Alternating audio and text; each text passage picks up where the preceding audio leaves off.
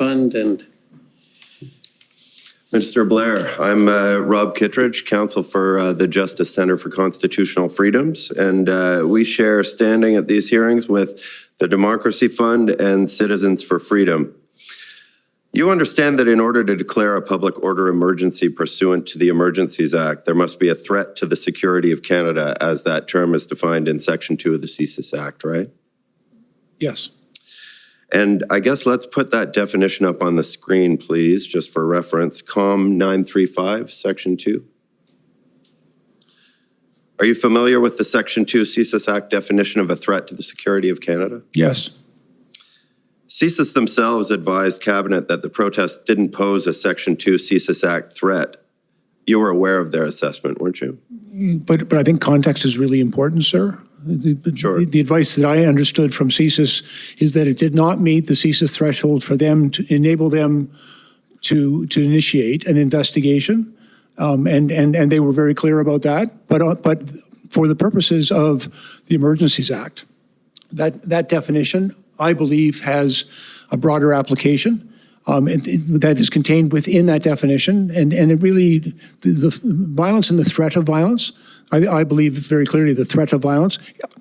I also believe that, the threat of violence existed, and I also believe that the threshold for in that definition is different for the Emergencies Act than it was in the very narrow application of that definition to enable the Jcff to undertake an investigation. All right. I was previously the minister responsible for Jcff. I'm not unfamiliar with the extensive jurisprudence and very high standards that exists for Jcff to take that action. In the interest of just trying to, I'm hoping to understand your thinking a little bit better, and in the interest of trying to do that in 5 minutes, if you can help us get through this in shorter answers wherever possible, that would be really appreciated.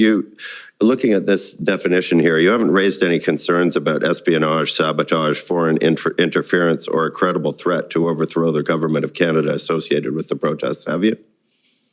And again, there was some concern, not the activities of a foreign state actor, but that there was some concern about foreign influenced activities detrimental to the interest of Canada. And as well, just to be very clear, I believe there was more than ample evidence in support that the threat or the use of acts of serious violence, and that "or" is rather important. I think very many people felt threatened. Okay, fair enough. You had outlined several concerns to Commission Council earlier: disruptions to supply chains, impacts on the flow of goods and services, disruptions to transportation, disruptions at the border, etc. These things may be undesirable and they may have an impact on Canadians, but they aren't in and of themselves serious violence, are they? No, but I think there is an underlying threat of serious violence. Just if I may very quickly give you an example. In our conversations with the police, both the RCMP in Alberta and the Ottawa Police Service here in Ottawa, they were very concerned. And Jcff actually reaffirmed this concern that any enforcement on their part could result in a violent and provoke a very violent response.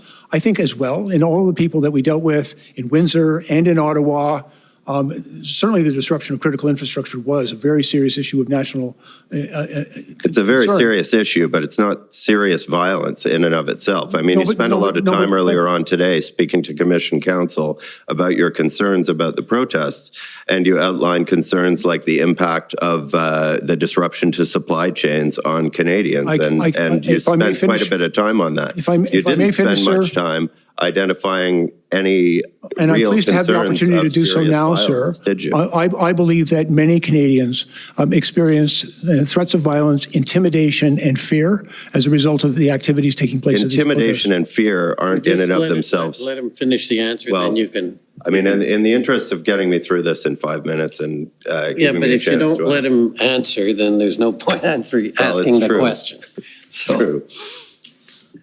Intimidation and fear in and of themselves, though, aren't serious violence. I mean, the experience of intimidation and fear, serious violence means something, doesn't it? Well, in threats of violence, and I think very many people felt very threatened by what was taking place. Quite frankly, intimidation, and a very real apprehension of risk and danger as a result of these activities. I think we heard from very many Canadians who were very sincerely fearful about these things, and we heard from the police who told us that just in the normal, even writing municipal bylaw tickets could precipitate a violent response. And so the police were very fearful of a violent reaction. But writing municipal bylaw tickets didn't incite a violent response, did it? Well, again, we were talking about a threat of violence, not just merely the act. You know, right. I think it's very clear. Somebody gets can I just or something blows up, that's crystal clear.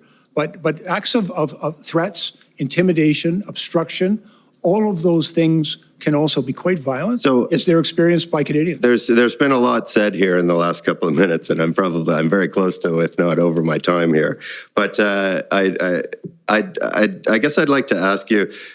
You're making a lot of noise about intimidation and threats of violence, but can you point me to any particular specific threat of violence or event that was violent? Well, sir, you've characterized my response as noise, but I was trying to answer your question. Well, I appreciate that, but I'm just trying to cut through this and get an answer out of you. I can tell you we heard from very many Canadians who were very fearful about the activities of these blockades and protests. You know, they were afraid to walk down their street. They were intimidated and fearful of those reactions. Some of the symbols and other things that were on display were very threatening to very many Canadians. And frankly, the threat of violence is every bit as impactful on a community and on individuals, okay. and therefore it was a very serious matter from my perspective. All right, the definition in Section 2 of the Css Act of a threat to the security of Canada doesn't capture everything that you in your capacity as a Minister of Emergency Preparedness would consider to be a threat to the security of Canada, does it? I'm not sure what you mean. I think this definition is fairly comprehensive and includes the type of behaviors that I've referred to. But you would say that in your occupation as Minister of Emergency Preparedness, this sets the limit of what you would consider to be a threat to the security of Canada, Section 2 of the Css Act. I think this defines what, in my opinion, would be a public order threat to the security of Canada. There can be other types of threats that were not necessarily evident here. A cyber attack, for example, that's targeted at critical infrastructure that shuts off a pipeline or a power grid or a water treatment plant. Those can also manifest themselves as threats. There is a significant threat there that doesn't necessarily involve physical violence in the first instance. Okay, and just a final question. It's your belief that this definition here in Section 2 of the Css Act applies differently to Css than it does in the context of the Emergencies Act, right? I'm aware in the way in which this definition applies to Css's authority as determined by the courts to initiate an investigation. But I also believe that in its reference in the Emergencies Act, that this it needs to be looked at in a broader context than simply whether or not Css could go get a wiretap, for example. And there is, I think, very useful guidance here. So the Emergencies Act uses a different definition of a threat to the security of Canada. No, I think this definition as provided within the Act, in my opinion, is appropriate and does, in fact, identify the events and the circumstances that we have described as a concern within the Act as, in fact, a threat to the security of Canada. All right. Well, thank you very much. Those are my questions. Thank you. Okay, next is the CCLA, please.